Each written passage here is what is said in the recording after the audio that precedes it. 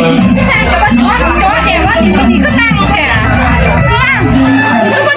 ็ดดีค่ะเฮ็ดดีใช่เนาะเฮ็ดดีจังวันนี้มาเยือนบ้านเฮ็ดดีจังหมดจังคนซีหน่อยนะเขาเมื่อกินไหนน้ำเขามากินน้ำยากับผมนี่นาทีนะ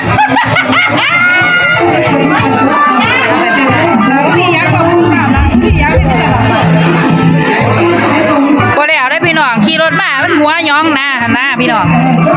ก็ได้มาวีอยู่นี่ตัวบุญบังไฟค่ะมาบุญบังไฟมานั่งเบิ่งบังไฟมาสิมาเบิ่งหมอลำกันแดดร้ายวางหัน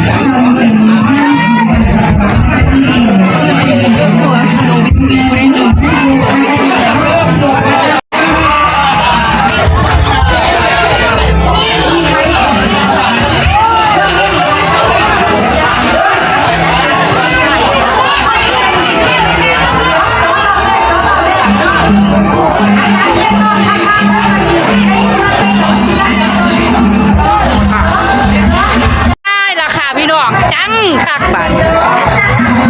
น้ำจีต้มไม่กินหรอกน้ำจีต้มไปนั่งอยู่บุญเบิ่งมาล่ะบัวอย่าเบิ่งไปเบิ่งหาพี่บัวน้องเป็นตานางบัวโอ้มันคือเสือคือเสือคือเสือหัวข่อยแต่โอ้ยบ่ทันตอนนี้เขาไปบางพิเศษ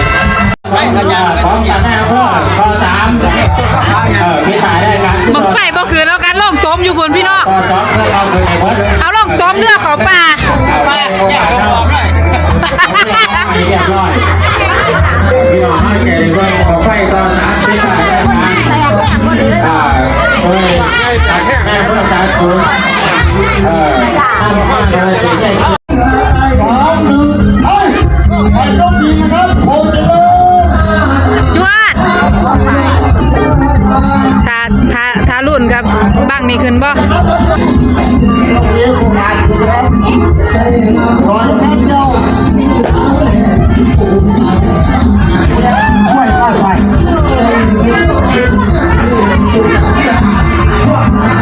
โอ้ยถาเบิ่งเป็นหน้าที่เราไฟปลากินว่ามันก็ติดหรอกไฟน่ะดักอยู่ไรไฟไม่ว่านนี่ก็ได้มาบรรยายได้เขาถือถงเฮ็ดเสื้ออย่างพวกนี้ก็ผ่านพวกยาวก็ไปท่องแดงมีไม้ความว่าไงก่อนหยุดเตรียมตัวบอกไฟมันนั่นไฟมันบ่ผ่านมันจะต้องไปพวกยาวคือผ่านจวดเลยได้ปะเตรียมตัวจูดแม่นบ่งานยกท่องแดงเดี๋ยวนี่1 2 3ไปเขาบอกให้ไปท่องแดงไม่ไปโอ้ท่องแดงอย่าเฝ้าจูดไม่พร้อมไม่พร้อมเพราะว่าสร้างเขาเฮ็ดอยู่นี่สร้างเขาเฮ็ดเห็นป่ะเมื่อธงเขียวขึ้นเขาก็จังพร้อมโอ้คันยกท่องเขียวจังจูดวันนี้ไฟธงแดงอยู่ท่องแดงนี่คือว่าท่านในจูดเด้อพี่น้องเด้อบ่จักแล้วบ่เคยกะสงสัยว่าเพิ่นถือธงเฮ็ดหยังนะพี่น้องปลาแก้วโอ้ยพ่นเช็คแก้วมือแห้งตอนนี้กำลังเตรียมตัวอยู่ค่ะไงพวกเขานอนหลังการเขาเตรียมตัวสิจูดลงไปการแห่เนาะไปแล้วถ้าบางยังมีคน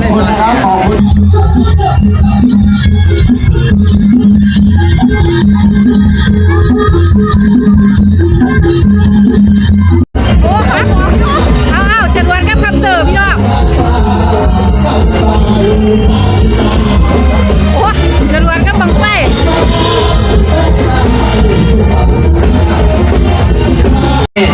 บุญประเวณีบุญถนนขอให้ที่มาจงโชคดี3 2 1ไปพี่ชายได้การเกิดด้วยงานพี่น้องเข้าอยู่ดีมีอยู่เย็นเป็นสุขพี่นาฟ้าไปก็กระดีสำหรับบุญประเวณีบุญถนนขอขอบคุณพี่น้อง นทุกหมู่บ้าน มาแฟนครับราศีพอตอนเฮานุ่มสองปีวันทักผู้ใส่ต้องใจเต็มที่หน้าว่าพี่จำผู้ชายคอยเดือคู่เจ้าอยู่แห่งใดบ่อนไหนไม่บอกมาไหนจะตายจนยืนนักไรเหนื่อยใจห้ามกันบ่ได้